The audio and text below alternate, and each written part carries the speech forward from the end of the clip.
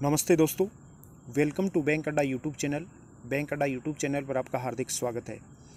आज के इस टॉपिक में हम डिस्कस करेंगे हाइब्रिड म्यूचुअल फंड क्या होते हैं, किस प्रकार से हाइब्रिड म्यूचुअल फंड में आप अच्छा रिटर्न हासिल कर सकते हैं, हाइब्रिड म्यूचुअल फंड में निवेश करने का सही तरीका क्या है, कितना आपको हाइब्रिड म्यूचुअल फंड में रिटर्न मिलता है, अन्य जो म्यूचुअल फंड होते हैं उनकी बजाय हाइब्रिड म्यूचुअल फंड में क्या डिफरेंस होता है।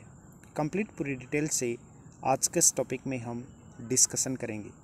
यदि शेयर मार्केट का आंकलन किया जाए तो शेयर मार्केट में बहुत उतार चढ़ाव आता है। 2024 की यदि हम बात करें तो 2024 में भी जनवरी से शेयर मार्केट में बहुत ज़्यादा उतार चढ़ाव आया है। सेंसेक्स में 17 जनवरी को 1600 अंक, 19 जनवरी को 1300 अंक और फिर 30 जनवरी को 800 अंक से भी अधिक की गिरावट ने निवेशकों को परेशान करके रख दिया। इस उठापटक की सबसे ज़्यादा मार इक्विटी म्यूचुअल फंड में निवेश करने वालों पर पड़ी। सबसे ज़्यादा जो असर प्रभाव जो हुआ वो इक्विटी म्यूचुअल फंड में जिसने निवेश किया था उनके पोर्टफोलियो पर देखने को मिला।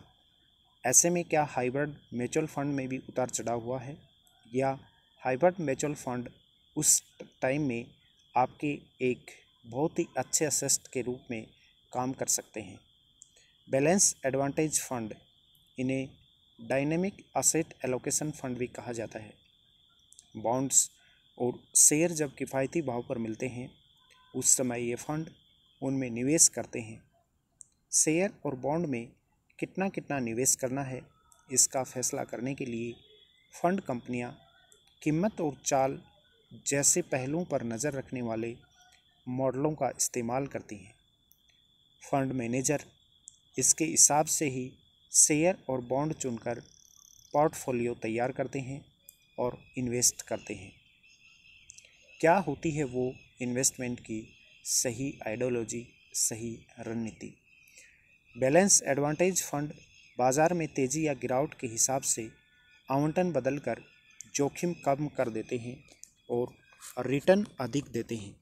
रिटर्न आपको ज़्यादा मिलता है और जोखिम वहाँ पर कम हो जाता है, क्योंकि कम जोखिम होगा और ज़्यादा रिटर्न मिलेगा तो आपका पोर्टफोलियो अच्छा इंक्रीज होगा। इस समय शेयरों के भाव ऊंचाई पर हैं, इसलिए इन फंडों में शेयर में आवंटन कम कर दिया है और बॉन्ड में ज़्यादा इन्वेस्ट किया है। डाइवर्सिफाई को घटाने और बढ़ाने का काम लगातार होता रहता है।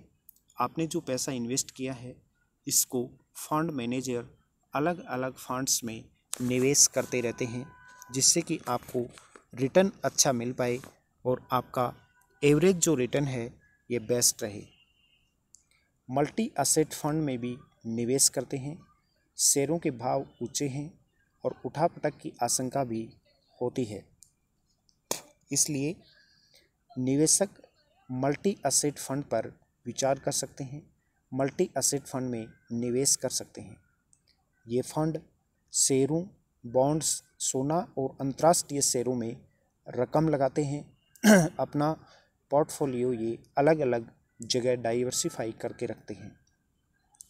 अलग अलग संपत्ति श्रेणी अलग अलग समय पर बेहतरीन परफॉर्मेंस करती हैं और इसलिए निवेश में विविधता अर्थात अलग अलग टूल्स में निवेश करने से अच्छा रिटर्न यहाँ पर मिलता है।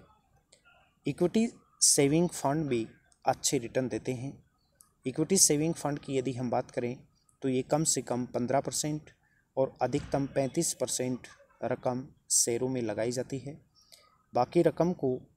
बाकी जो आपका पैसा है उसको बॉन्ड और आर्बिट्राज में इस्तेमाल की जाती है।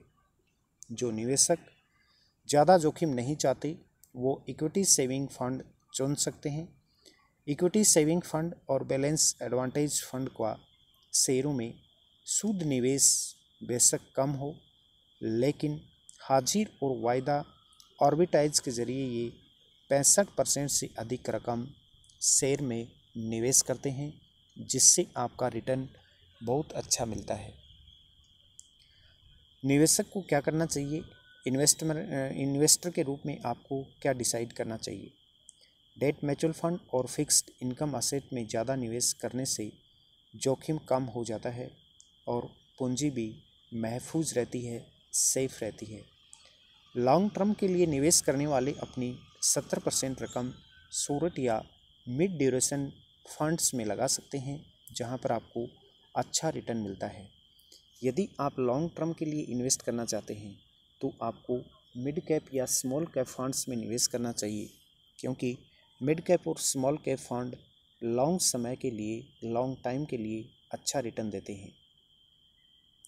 मार्केट में इन्वेस्ट करने के लिए, स्टॉक मार्केट में ट्रेडिंग करने के लिए आपके पास डीमैट अकाउंट होना बहुत ज़रूरी है।